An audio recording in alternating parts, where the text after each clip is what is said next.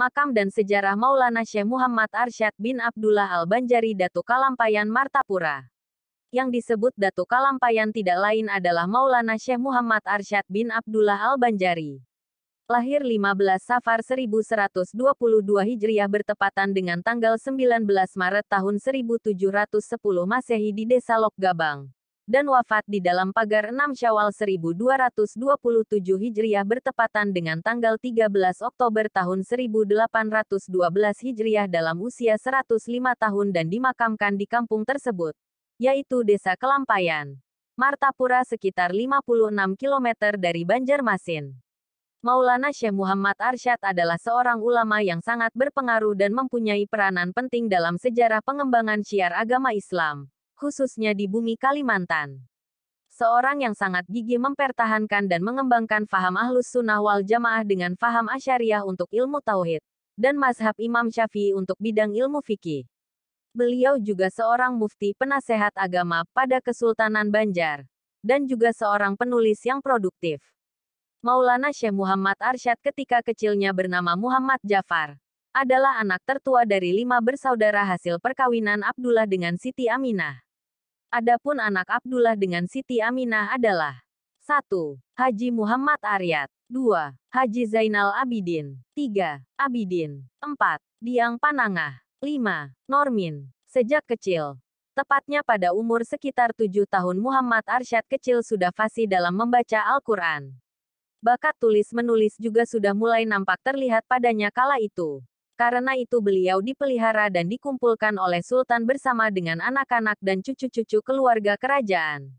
Karena bakat dan kepandaian beliau dalam mempelajari ilmu agama sangat menonjol, maka menjelang usia 30 tahun Muhammad Arsyad diberangkatkan ke Tanah Suci Makkah untuk memperdalam ilmu agama dengan biaya Sultan kerajaan, karena Sultan berharap dengan ilmu yang diperolehnya di Tanah Suci itu kelak akan dapat membimbing dan mengajarkannya kepada rakyat Banjar dan sekitarnya dalam hal keagamaan Islam.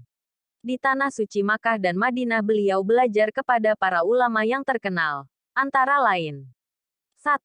Syekh Athaillah bin Ahmad Al-Misri Al-Azhar, 2. Syekh Muhammad bin Sulaiman Al-Kurdi, Madinah. Beliau sempat berdialog tentang masalah agama dan hukum-hukum Islam dengan Syekhul Islam Imamul Haramain ini yang kala itu baru datang dari Mesir.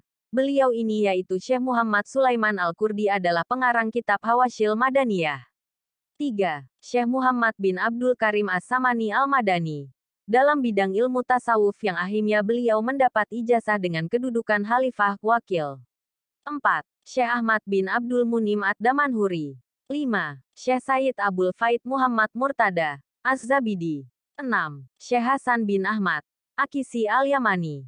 7. Syekh Salim bin Abdullah Al-Basri. 8. Syekh Sidik bin Umar Han. 9. Syekh Abdullah bin Hijazi bin Asi Syarkawi. 10. Syekh Abdurrahman bin Abdul Aziz Al-Maghrabi. 11. Syekh Sayyid Abdurrahman bin Sulaiman Al-Ahdal. 12. Syekh Abdurrahman bin Abdul Mubin Al-Fatani. 13. Syekh Abdul Ghani bin Syekh Muhammad Hilal. 14. Syekh Abid As-Sindi. 15. Syekh Abdul Wahab At-Tantawi. 16. Syekh Maulana Sayyid Abdullah Mirgani. 17. Syekh Muhammad bin Ahmad Al-Jawahir. 18. Syekh Muhammad Zain bin Fakih Jalaluddin Aceh. Ketika di Makkah, beliau berkenalan dan bersahabat dengan penuntut-penuntut ilmu setanah air. Antara lain, Abdul Wahab Bugis dari Makassar, Abdus Samad dari Palembang, pengarang kitab Syarus Salikin dan Hidayatus Salikin, dan Abdurrahman Masri dari Betawi, Jawa. Konon di Makkah itu pula beliau sempat berkenalan dan sekaligus berguru kepada Datu Sanggul Abdus Samad, yang pada akhirnya beliau diberi kitab yang terkenal dengan sebutan Kitab Barencong oleh Datu Sanggul. Setelah lebih 30 tahun belajar di Tanah Suci beliau akhirnya dapat menguasai keahlian di berbagai bidang ilmu agama seperti ilmu fikih, ilmu tasawuf, usul fikih, cabang-cabang bahasa Arab seperti nahwu, saraf, balagah dan lain-lain, serta ilmu falak astronomi, dan ilmu umum seperti ilmu politik serta pemerintahan. Selesai mempelajari ilmu yang disebutkan di atas beliau pulang ke tanah air bersama kawan-kawan.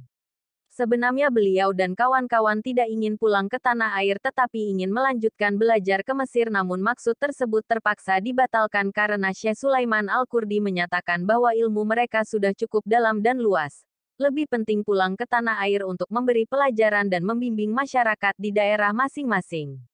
Akhirnya mereka menuruti nasihat guru mereka itu.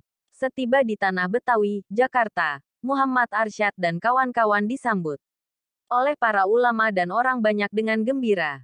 Selama 60 hari berada di Betawi, Jakarta, beliau berkunjung ke beberapa masjid.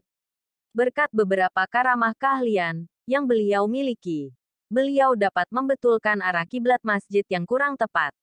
Masjid yang beliau perbaiki arah kiblatnya adalah Masjid Jembatan 5, Masjid Luar Batang, dan Masjid Pekojan. Selanjutnya beliau menuju Banjarmasin dengan menumpang kapal Belanda.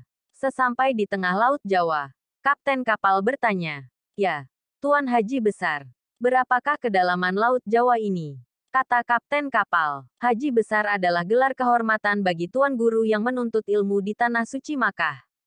Sebelum menjawab, Syekh Muhammad Arsyad memandangi air Laut Jawa tersebut. Kemudian beliau berkata, 200 meter, jawab Syekh Muhammad Arsyad. Kapten kapal tadi tidak langsung percaya dengan jawaban Muhammad Arsyad itu. Kemudian dia mengambil meteran panjang dan mengukur kedalaman laut tersebut. Setelah diukur ternyata kedalaman laut tersebut tepat 200 meter. Sedikit pun tidak kurang atau lebih. Kapten kapal Belanda itu menggelengkan kepalanya mendengar jawaban Syekh Muhammad Arsyad. "Tuan Haji Besar, Anda orang hebat," puji kapten kapal. "Dari mana Tuan mengetahui bahwa kedalaman Laut Jawa ini 200 meter?" Tanya kapten kapal. "Dari warna airnya. Bila air laut berwarna putih kebiru-biruan kedalamannya 200 meter. Seperti Laut Jawa ini. Bila kebiru-biruan maka kedalamannya mencapai 2000 meter. Dan bila berwarna biru kedalamannya mencapai 2000 meter lebih," jawab Syekh Muhammad Arsyad dengan mantap. "Tuan, betul," kata kapten kapal Belanda itu kagum akan kecerdasan dan ilmu yang dimiliki beliau. Pada bulan Ramadan 1186 Hijriah.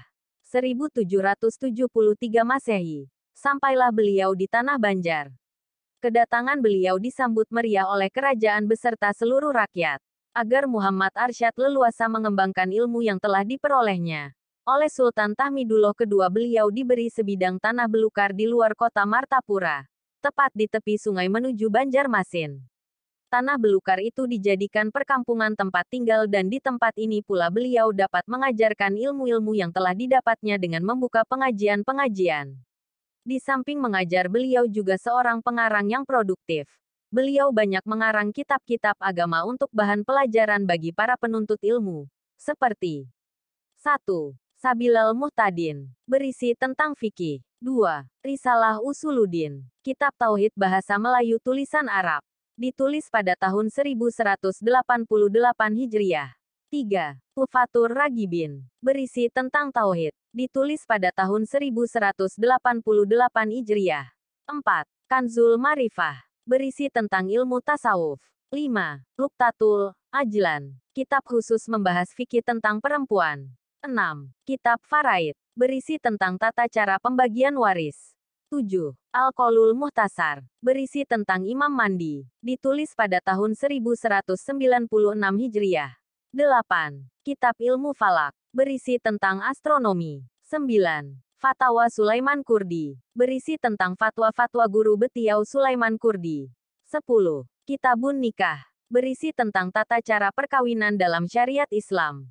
Selain itu ada pula karya tulis beliau berupa mushaf Al-Quran tulisan tangan beliau dalam ukuran besar dan dengan hat yang sangat indah.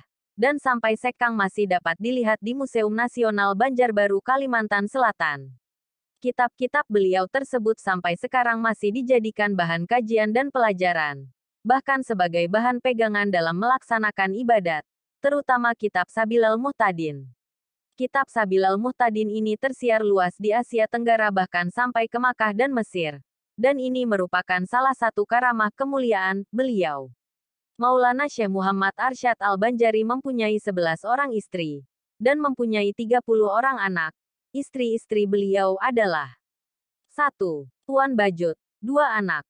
2. Tuan Bidur, 4 anak. 3. Tuan Lipur, 5 anak. 4. Tuan Guat. 6 anak. 5. Tuan Ratu Aminah. 7 anak. 6. Tuan Gandar Manik. Tidak punya anak. 7. Tuan Palung. 3 anak. 8. Tuan Turiah. 3 anak. 9. Tuan Dai. Tidak punya anak. 10. Tuan Markidah. Tidak punya anak. 11. Tuan Liu. Tidak punya anak. Karamah kemuliaan lain adalah makam beliau yang sampai sekarang sangat ramai diziarahi orang. Dengan ziarahnya orang-orang yang datang dari segala penjuru Kalimantan dan luar Kalimantan, mereka membagi-bagikan hadiah kepada penduduk kampung Kalampayan yang ada di sekitar makam itu. Hal ini adalah merupakan nikmat dan rezeki bagi masyarakat sekitar makam beliau itu. Dengan kata lain, walau beliau sudah lama meninggal dunia, beliau masih dapat membantu penduduk kampung sekitar makam beliau.